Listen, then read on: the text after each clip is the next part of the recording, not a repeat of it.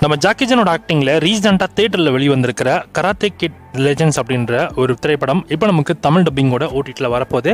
நமக்கு இந்த படம் தமிழ் டப்பிங்கோட தான் தேட்டர்ஸில் ரிலீஸ் பண்ணாங்க. அந்த அளவுக்கு பெருசாக எதிர்பார்த்த அளவுக்கு ஓடல. இந்த படம் இப்போ ஒரு வழியாக நமக்கு பிரைம் வீடியோலுமே கொண்டு வர போகிறாங்க. இப்போ டேட்மே கன்ஃபார்ம் பண்ணிட்டாங்க. வருகின்ற ஜூலை 8 அன்னைக்கு இந்த படம் நமக்கு தமிழ், தெலுங்கு, ஹிந்தி, இங்கிலீஷ்னு மொத்தமாக 4 லாங்குவேஜ் நமக்கு அமேசான் பிரைமில் ரெண்டலில் ப்ரீமியர் பண்ண போகிறாங்க.